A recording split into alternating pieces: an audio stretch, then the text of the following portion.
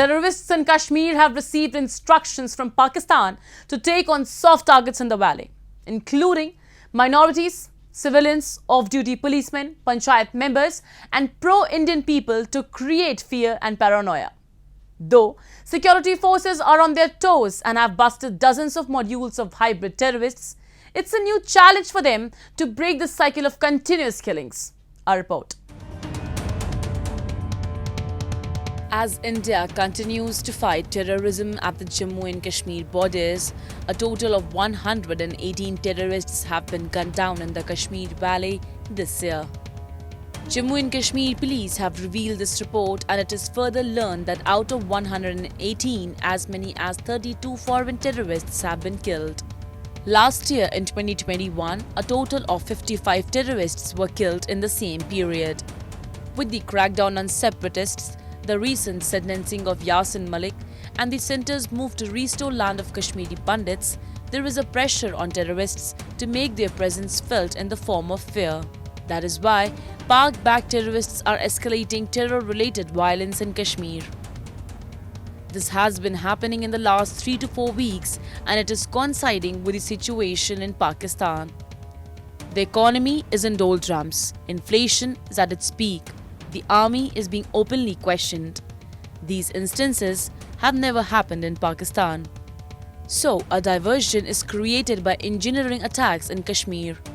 Following the incidents of targeted killings in Kashmir, further threatening the minority community, the security forces are on the alert to neutralize any violent situation. Pakistan has been sending consignments of pistols every single day from across the international border. Although several consignments have been seized, some have made it into the hands of hybrid terrorists who are unleashing terror. They are a vulnerable section. They need protection. They have got to be protected. Government has taken various measures in the past. Probably much more has to be done, and that is being done.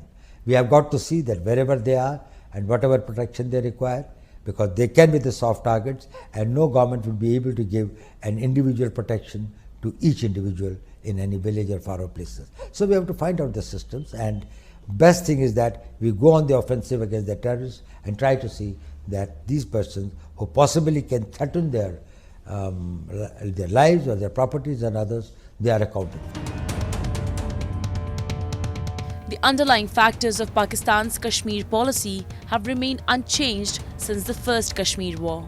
Its diplomatic efforts, both bilaterally as well as raising the issue at various international forums, have been limited to malign India and to portray that bilateral approach to bring peace between the two countries have failed.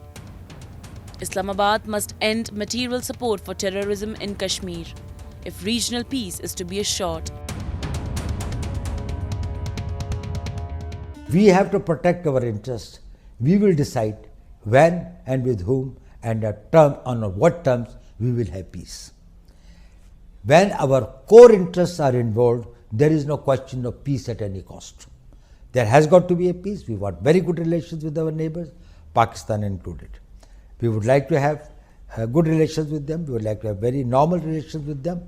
But certainly the tolerance threshold for terrorism is very low.